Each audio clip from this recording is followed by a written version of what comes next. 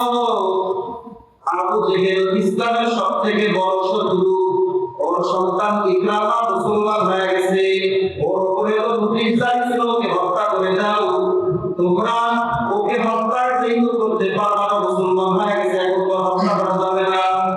এই রাগটা তার বাবার উপরে ছেড়ে তার বাবাকে কেউ যেন গালি দিও না, কারণ একজন জীবিত সন্তানের সব থেকে বড় কষ্ট তখন পাবে তখন তার বাবাকে গালি দেওয়া হবে। দাওয়াতের ক্ষেত্রে কোনো রকমের বৈষম্য নাই, সকলে দাওয়াতের কাজ করবে। এজন্য আল্লাহ রাসূলের সাহাবী থেকে শিক্ষা নেওয়া দরকার। নবীদের সাহাবীরা আল্লাহ রাসূলের কথায় জীবন দেওয়ার জন্য যেমন প্রস্তুত, তেমনি ভাবে নবীজির কথায় জীবন দেওয়ার জন্য প্রস্তুত। উহুদের যুদ্ধের মধ্যে সাহাবায়ে কেরাম কত আসিছেন।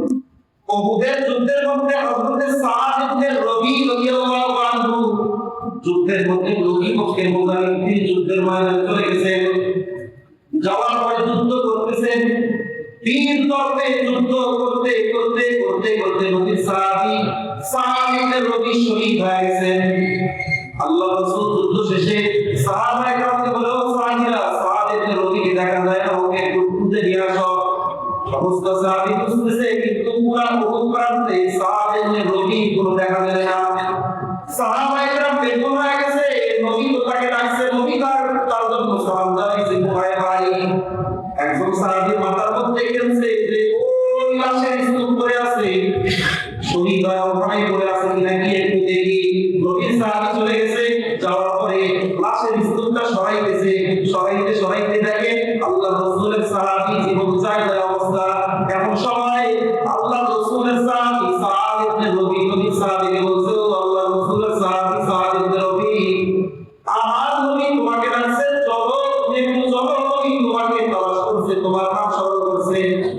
সাহাবী বলে, যখন আমি সাদ ইবনে রবির কাছে এই কথাটা বলছি, সঙ্গে সঙ্গে তাকায় দেখি চেহারাটা নিষ্পেষিত হয়ে গেছে, উঠতে পারে না।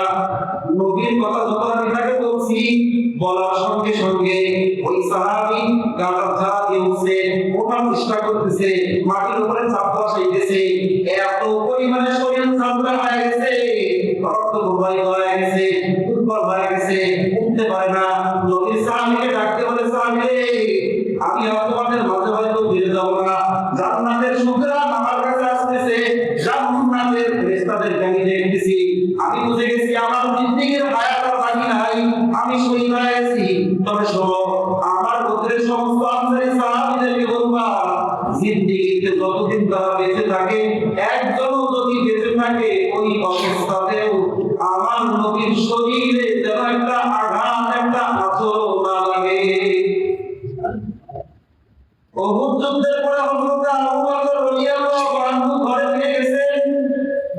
যাওয়ার পরে খেজুর পাতার চাটাইয়ের উপরে আবু বকর শুয়ে আছেন, বুকের উপর একটা ছোট বাচ্চা নিয়ে আবু বকর হযরতে কান্না করতেছেন। হযরতে একজন সাহাবী আবু বকরকে বলে, আবু বকর, আপনি উহুদ যুদ্ধের পরে এভাবে শুয়ে আছেন কেন? আপনার মনটা মলিন হয়ে গেছে কেন? আবু বকর বলে, সাহাবী শোনো, সাদ ইবনে রবি এর সময় নবীর কথা বলে গেছে, নবীর শরীর যেন হেফাজত হয়, কিন্তু তার একটা ছোট বাচ্চা, একটা শিশু সন্তান ছিল, ওর কথাটা ওই সময় মনে পড়ে নাই। ওসিয়ত করে যাবে যে আমার সন্তানটাকে একটু দেখাশোনা করি, এই কথাটা বলে যায় নাই। নবীর এত বড় আশীর্বাদ চলে গেছে সাদ ইবনে রবি। আজকে এই বাচ্চাকে নিয়ে আমি চিন্তা করতেছি, এ যখন বড় হবে, ওর বাবার কথা যখন জিজ্ঞাসা করবে, আমি ওরে কিভাবে বুঝায় দেব? শেষ সময় সাহাবী জামাতকে বলে, এই তোমরা যতজন আছো, তুমি এখান থেকে গিয়ে সবাইকে বলবা, যতজন আছে তারা সাহাবী নবী, সকলে যেন জীবনের শেষ নিঃশ্বাস ত্যাগ হওয়ার পর্যন্ত নবীর গায়ে কোনো একটা আঁচড়, একটা চুল পরিমাণ আঘাত যেন বিধি করতে না পারে, এটা সবাইকে জানিয়ে দেব। উনি যে বাড়িতে বাচ্চা রেখে আসছে, আমার খবরেই নাই। এজন্য আবু বকর সন্তানটাকে বুকে নিয়ে কাঁদে, অবলে কান্না করতেছি, প্রত্যেক বাড়ি করতেছি। এই হলো সাহাবীদের অবস্থা।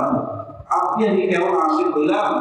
ইসলাম একটা সৌন্দর্যের ধর্ম, সাম্য সমতার ধর্ম। প্রতিটি ক্ষেত্রে মানব জীবনের প্রতিটি অঙ্গনে ইসলামের রয়েছে পরিপূর্ণ সৌন্দর্য, মানবতা, সাম্য সমতা। এজন্য প্রিয় ভাইরা আমার, ইসলাম আন্তর্জাতিক ধর্ম, ইসলাম মহান ধর্ম, এটাই আল্লাহর কাছে গ্রহণযোগ্য ধর্ম।